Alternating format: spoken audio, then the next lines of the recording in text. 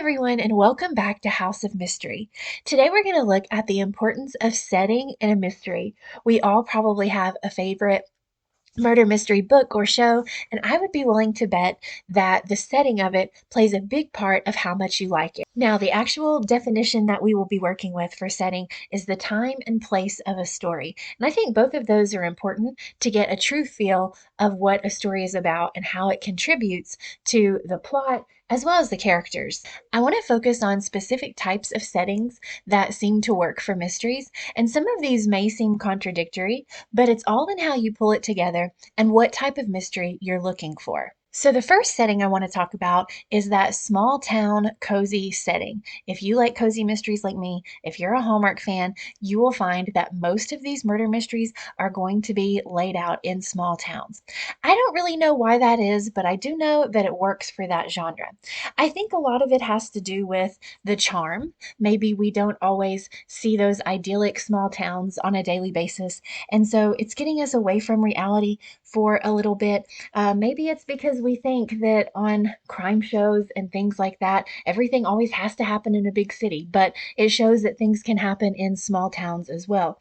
But it does make it feel a lot cozier. And I think it's also because we have this charm, but yet there's this dark secret sometimes looming underneath. And for whatever reason, that appeals to the mystery lover. Most of my favorite murder mysteries, whether it be a movie or a series like Murder She Wrote or Murder She Baked or Aurora Teagarden, Martha's Vineyard, they really all have that small town setting.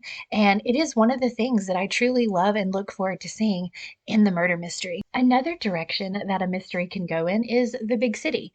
Now, I think if you're looking to capture an audience with that big city setting, you have to do a few things really well. For example, Sherlock Holmes is set in Victorian London, which now it is a time that is far removed from us. So when we read it, we again have this idyllic picture of what London must have looked like back during that time.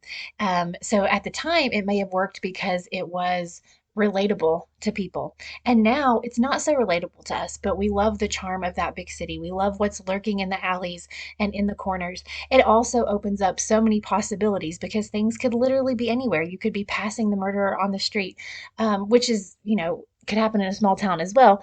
But I think there is some charm to the big city in its own right. But I don't think it works as well for a cozy mystery as much as a small town does, but it does in fact work for a lot of mysteries. Another type of setting that is quite popular, if you think about it, is some sort of enclosed space.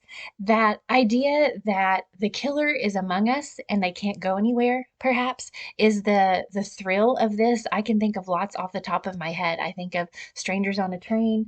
I think of even Only Murders in the Building because we know, especially in that first season, it had to have been somebody in the building that commits the murder. So even if they get off the train or they go out into the city, you come back to that familiar enclosed space. Sometimes the entire thing may take place in a closed setting. Murder on the Orient Express, most of that is going to take place just on the train. And that train in particular is so idyllic to me. And I love the setting, but just knowing it is someone among us and they can't get out. So we have to solve this mystery. And I think that that heightens the conflict as well. And there, like I said, there are quite a few mysteries that happen this way. I also love Death on the Nile, where they are not the entire time, but the murder itself, it happens on this very charming ship. And so I think there is definitely a draw to just having that enclosed space that people cannot get out of. Now, I've mentioned several different movies, but I think that we would be amiss if we did not mention Agatha Christie's And Then There Were None. So, of course, that was a book first, the best-selling murder mystery of all time, and it was turned into several movies. This is the original movie from back right after it was written, but there are so many things that are iconic about the setting in this book. It really takes all these elements and ties them together so well. First of all, you have this isolation where, again, it's kind of like an enclosed space. We're on an island, so even though they're out in the open, they cannot get off this island. They're in this mansion, which is very idyllic and charming, and we love mysteries that happen in these mansions. And so you have this closed off space where we realize it has to be one of us. There's no getting out of here. What are we going to do? And you also have this space that seems so charming. There's this buzz about this island, and has a celebrity bought it, and everybody wants to know because it just seems so appealing. But then there is this dark secret that looms underneath this island and this mansion. Once we get there, all is not idyllic. And you have this setting that makes it to where you could not have this murder mystery anywhere else. You couldn't have it in a town, you couldn't have it in a big city. It had to take place where it took place. And that makes it an unforgettable setting, and it drives the plot. It creates paranoia in the characters. So I think sometimes we forget just how important setting is to a story. Even with Agatha Christie's And Then There Were None, if you took it and you moved it to present day, we have cell phones. We have, they don't work everywhere, but we have different forms of communication and things like that. People don't write letters to people to get them to come to an island.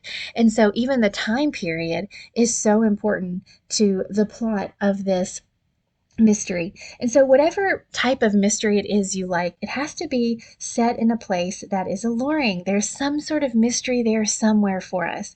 Maybe there's some charm. Maybe there's some isolation. Whatever it is, let me know. What is it that you love in a setting for a mystery? What is your favorite book that you think has the best setting? Can you picture it in your mind? Or do you have a movie that has like the best setting of any murder mystery you have ever watched? Please just let me know. As always, thank you for watching. Please leave a comment, like, and subscribe. I hope everybody has a great day, and as always, stay mysterious.